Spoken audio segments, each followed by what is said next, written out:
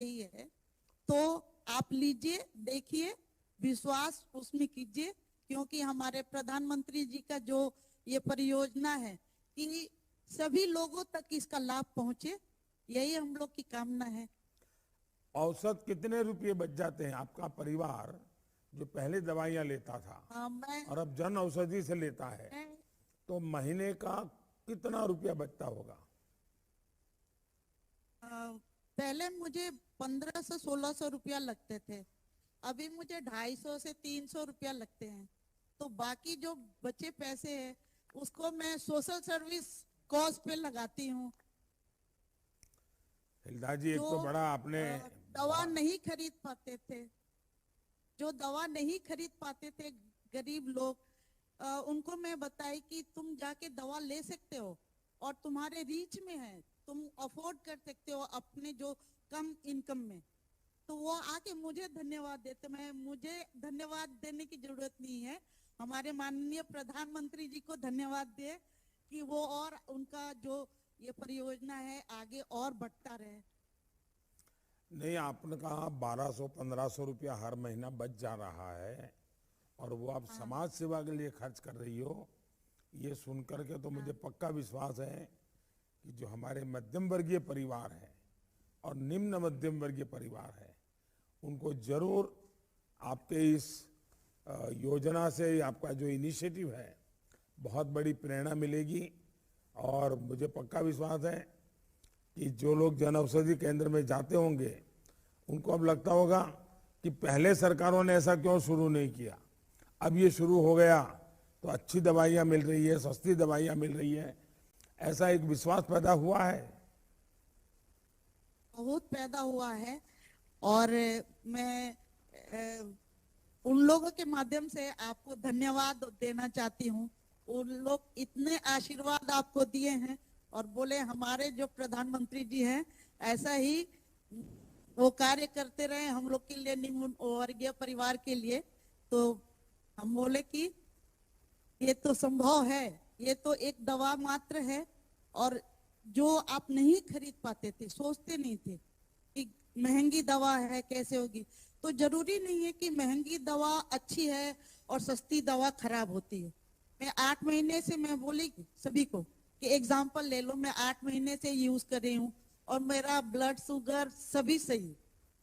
तो मैं फिर से आपको धन्यवाद देना चाहती हूँ। देखिए हिलदा जी, आप जैसे पढ़े लिखे परिवार से लोग जब ये दवाई की ताकत के विषय में लोगों को बताते हैं तो लोगों का विश्वास बहुत बढ़ता है और मध्यम वर्ग के लोग इसको ज्यादा से ज्यादा विश्वास पैदा करने का काम कर सकते हैं, क्योंकि मध्यम वर्ग का परिवार में कुछ न कुछ पढ़े लिखे लोग होते हैं, वो जब बताते हैं तो सब लोग विश्वास करते हैं।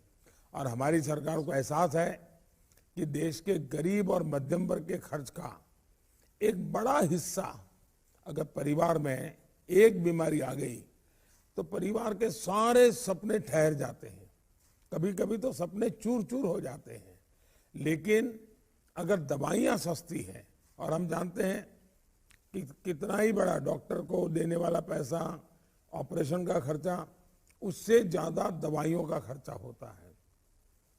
अगर दवाइयाँ सस्ती हो जाए तो हमारे डॉक्टरों को भी एक प्रकार से लाभ ही होगा, क्योंकि पेशेंट दवाइयों के खर्च के बोझ के कारण कभी ऑपरेशन नहीं करवाता है, तो डॉक्टरों को भी लाभ है, पेशेंट को भी लाभ है, और हम स्वास्थ्य की दृष्टि से बहुत अच्छा काम कर सकते हैं। हमारी कोशिश यही है कि हम देश के मध्यम वर्ग को, निम्न मध्यम वर्ग को और गरीब को दवाइयों पर होने वाला खर्च कम कर सके। इसी दिशा में हम लगातार प्रयास कर रहे हैं। मैं आप जैसे संपन्न और मध्यम वर्गीय पढ़े लिखे परिवार, वे ज्यादा से ज्यादा जन औषधि का प्रचार करेंगे, स्कूलों में जाके बच्चों को बताएं, बच्चे अपने माँ बाप को बताएं, एक पूरा सिलसिला चला है, क्योंकि सरकार ने व्यवस्था कर दी, उपलब्ध है, लेकिन लोग पहुंचते नहीं, क्योंकि उनके मन में लगता है यार इतना फर्क है तो पता नहीं क्या होगा। तो आप जैसे लोग अनुभव से बताएंगे तो जरूर फायदा होगा। हिलदा जी, आपका बहुत बहुत आभार। धन्यवाद सर। आइए अब हम सुरेश चंद्र बेहरा जी से बात करते हैं। आप भुवनेश्वर से हैं, उड़ीसा के। सुरेश जी नमस्ते। जी नमस्कार। नमस्कार जी। सुरेश जी, हाँ बैठ के बात कीजिए। सुरेश जी बैठ के बात कीजिए। सर आपको पैर में तकलीफ है क्या सुरेश जी? जी सर मैं दिव्यांग हूँ ना। आपकी आवाज बराबर नहीं आई। दिव्यांग हूँ मैं ना। अच्छा दिव्यांग है। चलिए फिर तो मुझे बिल्कुल आपको खड़े होने का कष्ट नहीं देना चाहिए। आप बिल्कुल आराम से बैठ करके ही बात कीजिए। आप शरीर को जरा भी कष्ट मत दीजिए। अच्छा आप सुरेश जी अपने विषय में बताइए, आप कैसे हैं? अच्छा हूँ सर। सर मेरा सुरेश चंद्र बेहरा, मेरे पिता का नाम सुधाकर बेहरा, माता का नाम प्रभाती बेहरा। और मेरे माता पिता अभी डायबिटीज और ब्लड प्रेशर शुगर में पीड़ित थे और डॉक्टर प्रेस्क्राइब किया था ने। और मैंने ज़्यादा दवाई था तो बहुत कॉस्ट हुआ था। मैंने उसे पूछा कितना इतना ज़्यादा कॉस्ट में औषध नहीं ले पा रहा था। मैंने बोला और कैसे मैं ये दवाई खरीदूंगा, तो मुझे पूछे तो मैंने लिखा भारतीय प्रधानमंत्री जन औषधि केंद्र खोला है। मैंने उसकी दवाई लिया, बहुत अच्छा कम दाम से दवाई मिले, बहुत अच्छा रहा। मेरे भी स्किन डिजीज थे, वो भी क्लियर हुए थे। बहुत कम सस्ते में दवाई मिलते हैं और खा के अच्छा हूँ अभी। एक तो आप दिव्यांग है और आपको ये तकलीफ भी है, तो आप मुख्यतः कौन कौन सी दवाई आपको जन औषधि केंद्र से मिल जाती हैं? सर सब मिलते हैं, डायबिटीज के मिलते, ब्लड प्रेशर मिलते और स्किन डिजीज मिलते, सब मिलते। कोई ऐसी दवाइयां हैं जो आपको लेनी पड़ रही हैं लेकिन जन औषधि में नहीं मिलती हैं? सर सब मिलते जो सब मिल जाता सब है। मिलते। अच्छा सुरेश जी आप बताइए, अब आपके इतनी छोटी आयु में आपको डायबिटीज है, तो परिवार में और लोगों को भी है क्या, माता पिता को डायबिटीज? सर मेरे पिताजी को हुए थे और माता जी को हुए थे। जब इतने दवाई लिखे थे डॉक्टर, मैंने जो दवाई इतने दाम 5,000 6,000 लग जाता, मैंने बोला इतने दवाई कहाँ से लगे, इतने रुपए कहाँ से लगे, इनकम तो बहुत कम है ना। लेकिन मैंने जन औषधि के बारे सुना और जन औषधि केंद्र गए और लिखा तो जो 5,000 से 1,000 हो जाता था। बहुत अच्छा सर। अच्छा सुरेश जी पहले कितना खर्चा होता था दवाइयों का, और जन औषधि में जाने से अब कितना होता है, और हर महीने कितना पैसा बचता है? सर 2,000 2,500 बच जाता है। कितना? 2,000 2,500 बच जाता है। 2-2,500? जी सर।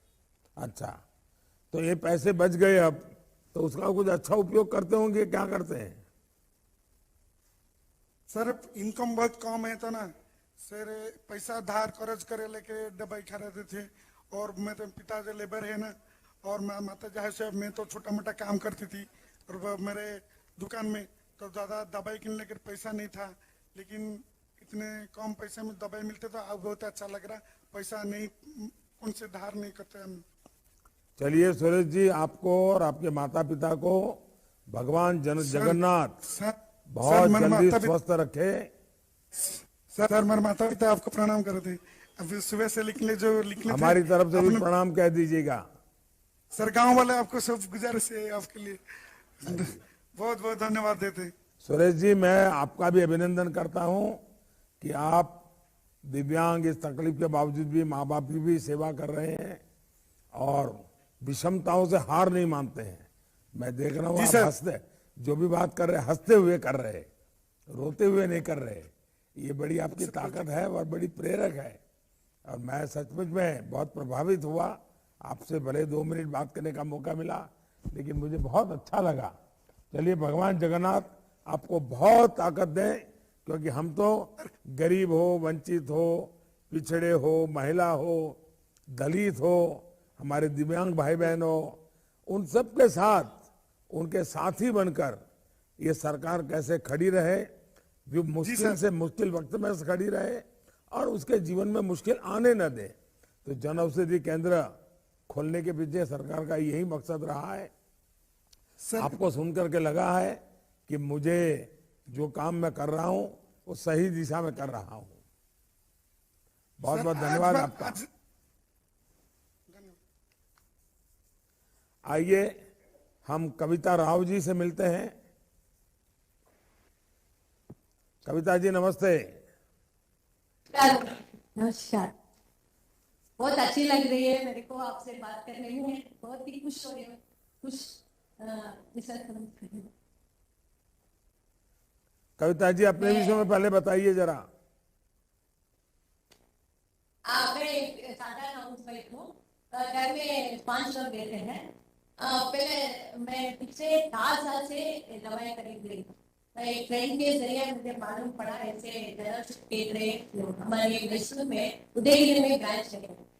मैं उधर जाकर औषध कम दामों में और बढ़िया क्वालिटी के मेरे को मिलते हैं। मैं बहुत ही संतुष्ट हूँ। अच्छा, जन औषधि केंद्रों से कैसे लाभ हो रहा है आपको? मतलब जनरल केंद्र के मतलब पहले ससुर को हार्ट प्रॉब्लम था। मेरा हस्बैंड एक खुद का बिजनेस चला रहे थे। 15,000 उसमें हम लोग डायबिटिक और सास ससुर डायबिटिक और हाइपरटेंशन और हार्ट की बीमारी की मैं आया थायराइड बीमारी में। अच्छा, आप जनरल केंद्र में मेरे को 400-500 तक की आपको औषधि मिलती है। बहुत मोस्ट बेनिफिशियल आपकी नाम से। अच्छा, आप अपने क्षेत्र के बाकी लोगों को जन औषधि केंद्रों के बारे में जानकारी देती हैं, इसका प्रचार करती हैं आप? बहुत दे चुकी हूँ। मेरे नेबर्स फ्रेंड्स सभी को मैं यही बात करती हूँ। हमारे मैसूर में जन औषधि की दूसरी नाम है मोदी मेडिकल्स। मोदी मेडिकल्स की बड़ों देखिए कविता जी, आप कर्नाटका से हैं और कर्नाटका में तो आईटी डिजिटल दुनिया एक बहुत बड़ी ताकत है। आप इनिशिएटिव लेकर के, नौजवानों की मदद लेकर के सोशल मीडिया पर जन औषधि का सबसे ज्यादा प्रचार कर सकते हैं क्या? कन्नड़ भाषा में, हिंदी भाषा में, अंग्रेजी भाषा में लोग अपने अनुभव शेयर करें, छोटे छोटे वीडियो लगाएं। अगर आप जैसे पढ़े लिखे लोग, मध्यम वर्ग के लोग सोशल मीडिया के द्वारा जन औषधि का प्रचार करेंगे तो ज्यादातर सोशल मीडिया पर हमारी जो यंग जनरेशन है, उसमें इंस्टाग्राम हो सकता है, ट्विटर हो सकता है, फेसबुक हो सकता है, तो उनमें अगर ये बात फैल जाएगी तो हमारे जन औषधि केंद्रों से हमारे मध्यम वर्ग के परिवार के बहुत पैसों की बचत होगी। और एक बार पैसा बचा मतलब जिंदगी में वो बहुत काम आता है। तो कविता जी, मैं हर किसी की चिंता करता हूँ, गरीब की भी करता हूँ, मध्यम वर्ग की भी करता हूँ, और आप जैसे लोग आके आकर के इस काम को आगे बढ़ा रहे हैं।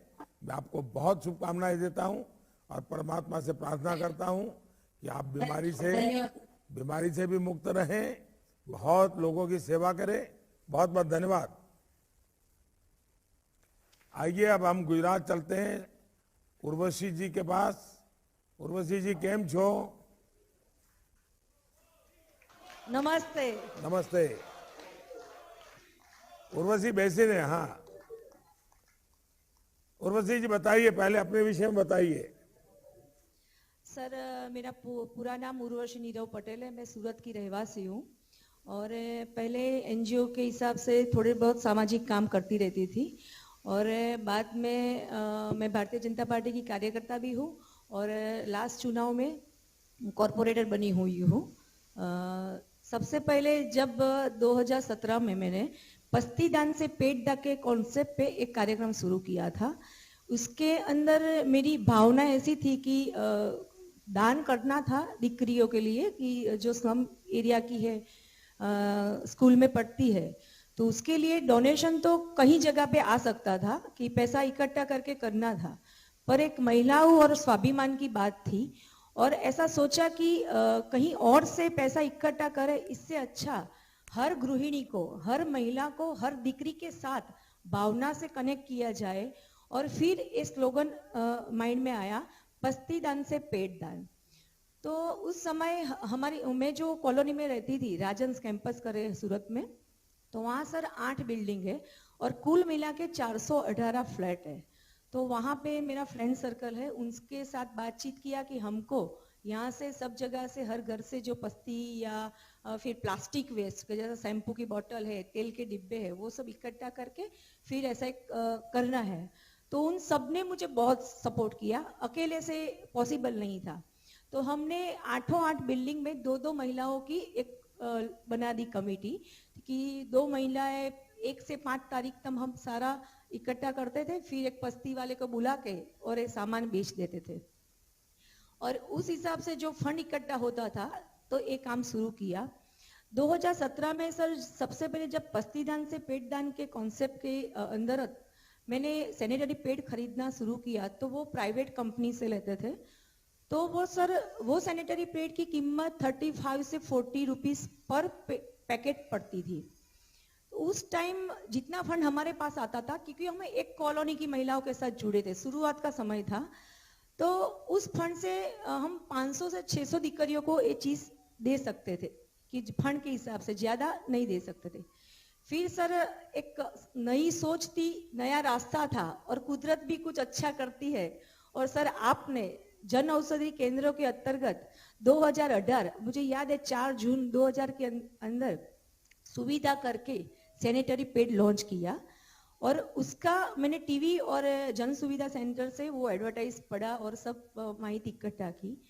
तो सर वो 10 रुपए की कीमत में पैड पड़ता, जो मैं 35 से 40 रुपीज में परचेस करती थी वही चीज 10 रुपया में मिलती थी।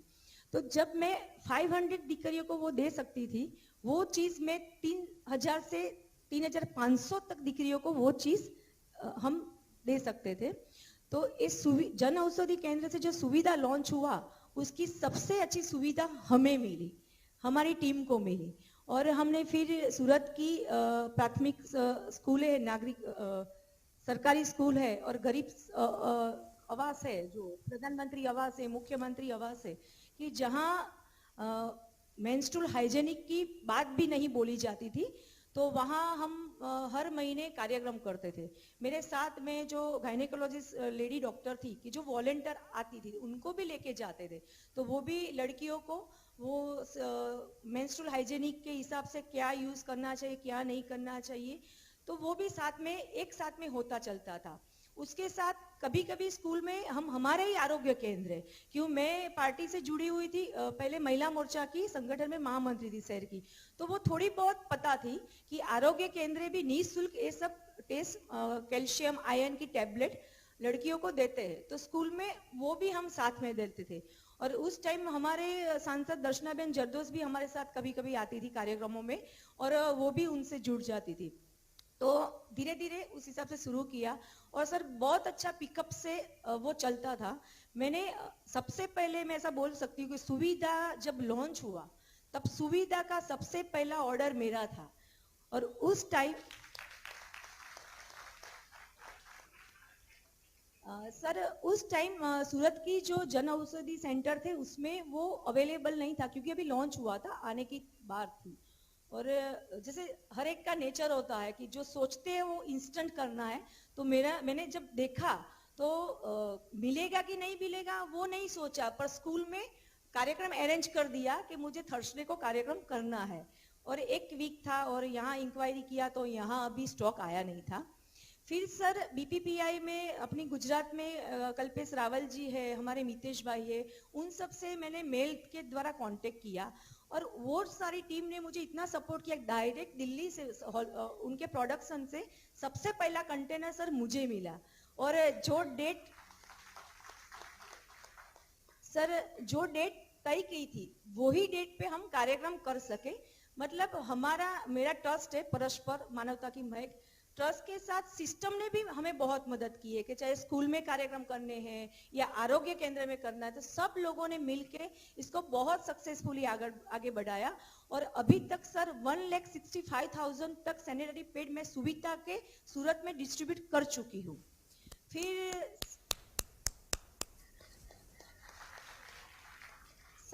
सडनली जो कुदरती कहर थी, जो कोरोना आया, उस हिसाब से एक साल सवा साल से काम बंद था।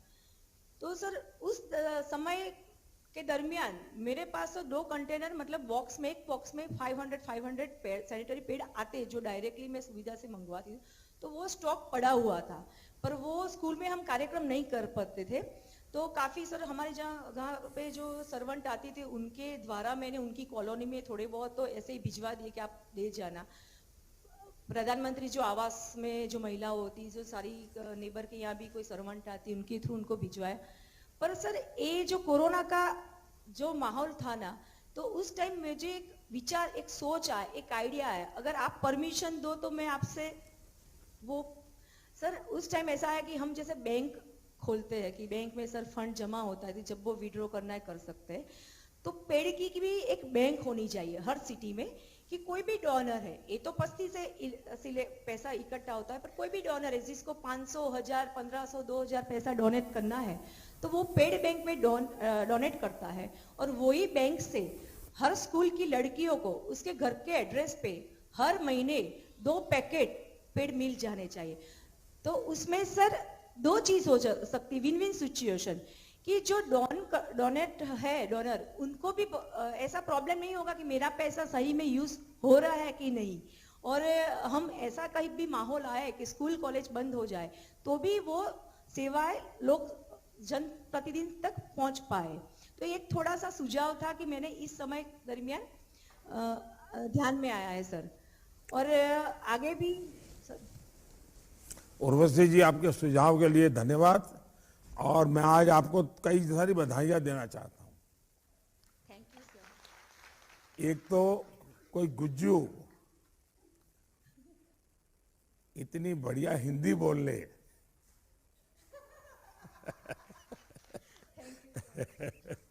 तो एक तो इसके लिए बधाई।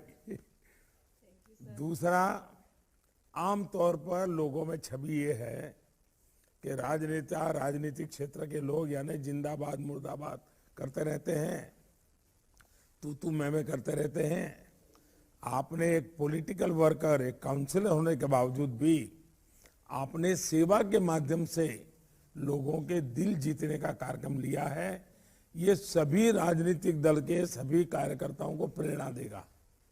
ये अपने आप में, किसी भी दल के हो, जो भी इस प्रकार से काम करते हैं, उन लोगों के लिए मेरे मन में बहुत आदर होता है, क्योंकि हम सार्वजनिक जीवन में राजनीतिक दलों से उठापटक करना इतना काम नहीं है हमारा काम। और ये मैं एक और 2 सुझाव देता हूं। जो प्रधानमंत्री आवास योजना के जो लाभार्थी हैं, उनकी सूची लेकर के उनके हर घर में ये हाइजीन के संबंध में कैंप लगा करके, वस्तुएं पहुंचा करके आप मिशन रूप में कर सकते हैं क्या, टारगेटेड ऑडियंस। दूसरा, जो प्रधानमंत्री गरीब कल्याण योजना के तहत इस कोरोना में जिन परिवारों को मुफ्त राशन मिल रहा है, उन परिवारों में जाकर के भी इस विषय को लेकर जाकर के उन परिवार को, क्योंकि स्कूल कॉलेज में जो बच्चियां हैं वो ज्यादातर इस बात को पकड़ लिया होगा, लेकिन ये लोग, और आपके यहाँ तो आंध्र से बहुत परिवार रहते हैं, उड़िया के बहुत परिवार रहते हैं, बिहार के बहुत परिवार रहते हैं, उत्तर प्रदेश के बहुत परिवार रहते हैं, और मैंने तो वहाँ इनकी गरीबी देखी है। तो हम उन लोगों के बीच जाकर के अगर इस काम को कर सकते हैं, मैं समझता हूँ कि आपका ये जो अभियान है वो एक बहुत नए डायमेंशन पहुँच जाएगा। लेकिन मुझे बहुत अच्छा लगा आपने इतना व्यापक भाव। सबसे बड़ी बात है कि आप एक जागरूक नागरिक भी हैं। योजना को आपने सबसे पहले पकड़ा और सबसे पहले आपने इनिशिएटिव लिया। वरना बहुत लोग तो इंतजार करते भी, आया है, पता नहीं कैसा है, कब होगा, लेकिन आपने तुरंत डिसीजन लिया और आगे बढ़ाया। मैं आपको बहुत बहुत बधाई देता हूं, बहुत बहुत शुभकामनाएं आपको, धन्यवाद। आइए हम डॉक्टर शैलेश जी से बात करते हैं। शैलेश जी खंडेलवाल, आप तो रायपुर के हैं, छत्तीसगढ़ के हैं, नमस्कार। नमस्कार प्रधानमंत्री जी को मेरा हृदय से प्रणाम। माननीय प्रधानमंत्री जी, मेरा नाम डॉक्टर शैलेश खंडेलवाल है, रायपुर से मैं मेडिकल ग्रेजुएट हूं। मेरी जन औषधि की यात्रा 2017 में एक पेपर एड से और आपकी स्पीच से चालू हुई। मेरे हृदय में प्रेरणा हुई कि जेनरिक मेडिसिन का काम किया जाए। स्थानीय विधायक महोदय ने और मेरे मित्रों ने सहयोग किया और एक जन औषधि केंद्र मेरे परिसर में खोला गया। आपको बताना चाहूंगा कि उस दौरान मुझे 1.5 साल बहुत दिक्कतें हुई। डॉक्टर भी मैं, लिखने वाला भी मैं, मेडिसिन देने वाला भी मैं। लोगों को लगा कि जो दवाइयां diabetes, blood pressure, thyroid, anaemia की दवाइयां दूसरे क्षेत्र में 10 से 12 हजार की मिलती है, वो यहाँ पे 80 से 20% कम हो जाती है, 90% कम हो जाती है। आखिर ऐसा क्यों? गुणवत्ता में कोई कमी तो नहीं?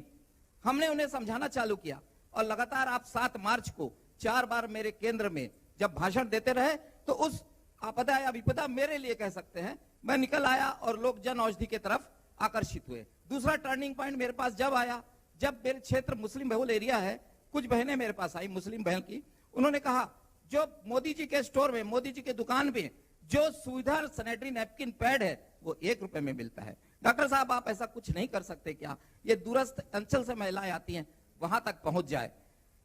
हम कभी आने में हिचकते भी हैं आपके स्टोर में। तब हमारे ये मन में आया, उन महिलाओं ने कहा कि हम भागीदारी करेंगे। तभी हमारे दिल में एक बात की कल्पना हुई, क्यों ना हम इनको सुविधा दीदी बोले। हमने महिलाओं को प्रेरित किया कि हमसे रजिस्टर्ड करें और अब सुविधा दीदी बन जाए। 100 घर 1 घंटा काम। मैं आपको बताते हुए फक्र और खुशी महसूस करता हूं कि आज 100 सुविधा दीदी हमारे अंडर काम कर रही हैं, सुविधा सैनिटरी नैपकिन पैड को घर घर ले जाती हैं। एड ऑन प्रक्रिया हुई कि उन्होंने जब हमने 100 घर की उनको लिस्टिंग दी कि उसमें भरे कि कोई ब्लड प्रेशर और डायबिटीज का पेशेंट तो नहीं है, तो वो ड्रग डिलीवरी एजेंट के रूप में भी सेवा और आपके रोजगार के कॉन्सेप्ट को करने लगी। अंत में एक बात शेयर करूंगा, आज मैं बताना चाहूंगा, जब शुरू में जन औषधि केंद्र खुला था तो चिकित्सक मित्र तो बोलते तो नहीं थे पर देखते थे जेनरिक वाला डॉक्टर है।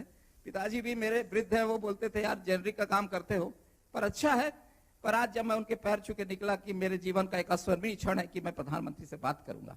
वृद्ध पहले डॉक्टर साहब मुझे बहुत अच्छा लगा, आपने बहुत विस्तार से अपना अनुभव बनाया, बड़ा उत्साहवर्धक अनुभव है। मैं सभी डॉक्टर्स को भी यही आग्रह करूंगा कि हमारे शैलेश खंडेलवाल जी की तरह आप भी इस काम में आगे आइए। गरीब से गरीब की, मध्यम वर्ग की, सामान्य परिवारों की बहुत सेवा होगी। बहुत बहुत धन्यवाद, आप सबसे बात करने करके मुझे बहुत अच्छा लगा। धन्यवाद। प्रधानमंत्री जी का भारतीय जन औषधि परियोजना के लाभार्थी, संचालक एवं कार्यकर्ताओं के साथ सीधा संवाद के द्वारा परियोजना में जुटे हर एक का मनोबल एवं उत्साह तो सुदृढ़ बन चुका है। अब जन उपयोगी जन औषधि परियोजना के साथ जुड़े सभी सदस्यों और देश के नागरिकों के तरफ से स्वस्थ भारत श्रेष्ठ भारत के निर्माण कार्य को आगे बढ़ाने में आपके प्रेरणादायी आशीर्वचन संबोधन के लिए परम आदरणीय प्रधानमंत्री श्री नरेंद्र मोदी जी को हम नम्र अनुरोध करते हैं। सर नमस्कार।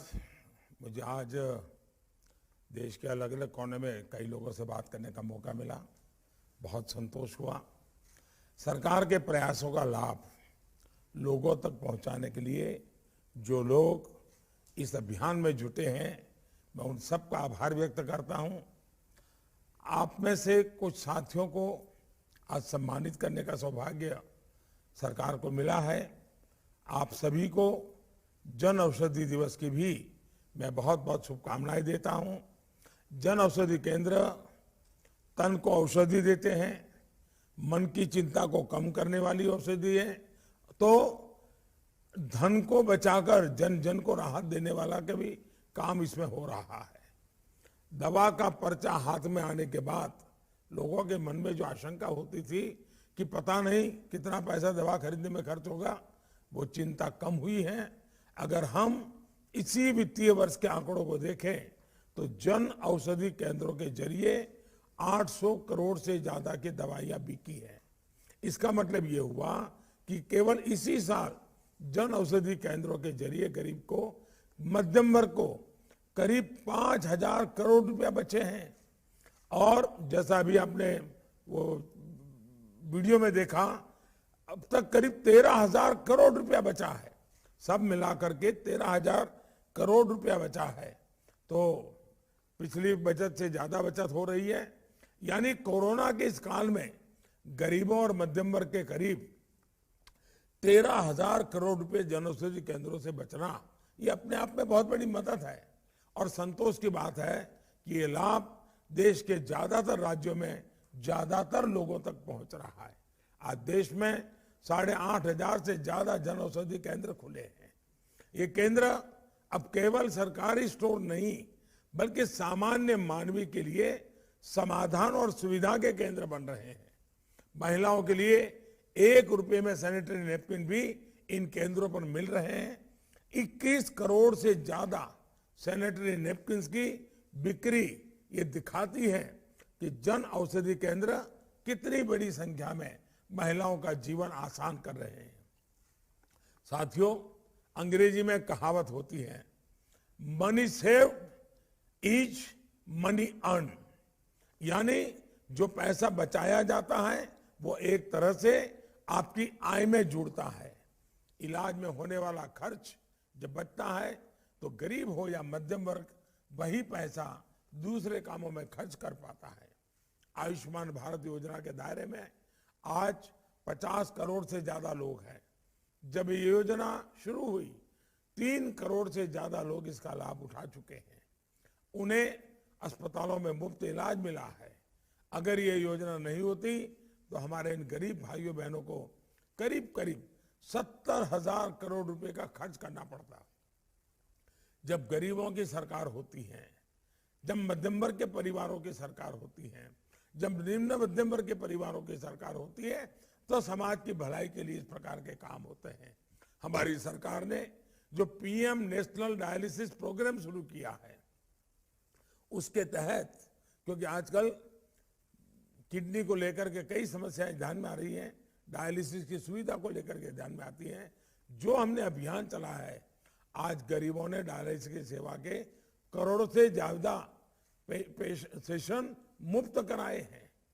इस वजह से गरीबों के सिर्फ डायलिसिस का 550 करोड़ रुपया हमारे इन परिवारों के बचे हैं। जब गरीबों की चिंता करने वाली सरकार होती है तो ऐसे ही उनके खर्च को बचाती है।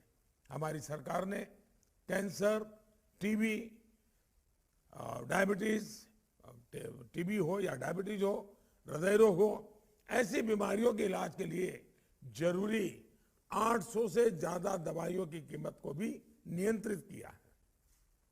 सरकार ने यह भी सुनिश्चित किया है कि स्टेंट लगाने और नी इम्प्लांट की कीमत भी नियंत्रित रहे। इन फैसलों से गरीबों के करीब करीब 13,000 करोड़ रुपए बच पाए हैं। जब गरीबों और मध्यम वर्ग के हितों के बारे में सोचने वाली सरकार होती है तो सरकार के ये फैसले जन सामान्य को लाभ करते हैं और जन सामान्य भी एक प्रकार से इस योजनाओं का एम्बेसडर बन जाता है। साथियों, कोरोना के समय में दुनिया के बड़े बड़े देशों में वहां के नागरिकों को एक एक वैक्सीन के हजारों रुपए देने पड़े हैं, लेकिन भारत में हमने पहले दिन से कोशिश की कि गरीबों को वैक्सीन के लिए, हिंदुस्तान के एक भी नागरिक को वैक्सीन के लिए कोई खर्चा न करना पड़े। और आज देश ने मुफ्त वैक्सीन का यह अभियान सफलतापूर्वक चलाया है और हमारी सरकार 30,000 करोड़ रुपए से ज्यादा इसमें खर्च कर चुकी है, क्योंकि हमारे देश का नागरिक स्वस्थ रहे। आपने देखा होगा अभी कुछ दिन पहले ही सरकार ने एक और बड़ा फैसला लिया है जिसका बड़ा लाभ गरीब और मध्यम वर्ग के बच्चों को मिलेगा। हमने तय किया है कि प्राइवेट मेडिकल कॉलेज में आधी सीटों पर सरकारी मेडिकल कॉलेज के बराबर ही फीस लगेगी, उससे ज्यादा पैसे फीस के नहीं ले सकते हैं। इससे गरीब और मध्यम वर्ग के बच्चों के करीब करीब 2,500 करोड़ रुपए बचेंगे। इतना ही नहीं, वो अपनी मातृभाषा में मेडिकल एजुकेशन कर सके, टेक्निकल एजुकेशन ले सके। ये इसके कारण गरीब का बच्चा भी, मध्यम वर्ग का बच्चा भी, निम्न मध्यम वर्ग का बच्चा भी, जिसके बच्चे स्कूल में अंग्रेजी में नहीं पढ़े हैं, वो बच्चे भी अब डॉक्टर बन सकते हैं। भाइयों और बहनों, भविष्य की चुनौतियों को ध्यान में रखते हुए हमारी सरकार हेल्थ इंफ्रास्ट्रक्चर को निरंतर मजबूत कर रही है। आजादी के बाद इतने दशकों तक देश में केवल एक ही एम्स था, लेकिन आज देश में 22 एम्स हैं। हमारा लक्ष्य देश के हर जिले में कम से कम एक मेडिकल कॉलेज का है। देश के मेडिकल संस्थानों से अब हर साल 1.5 लाख नए डॉक्टर्स निकल आ रहे हैं, जो स्वास्थ्य सेवा की गुणवत्ता और सुलभता के बहुत बड़ी ताकत बनने वाले हैं। देश भर के ग्रामीण इलाकों में हजारों वेलनेस सेंटर्स भी खोले जा रहे हैं। इन प्रयासों के साथ ही कोशिश ये भी है कि हमारे नागरिकों को अस्पताल जाने की जरूरत ही न पड़े। योग का प्रसार हो, जीवन शैली में आयुष का समावेश हो, फिट इंडिया और खेलो इंडिया मूवमेंट हो।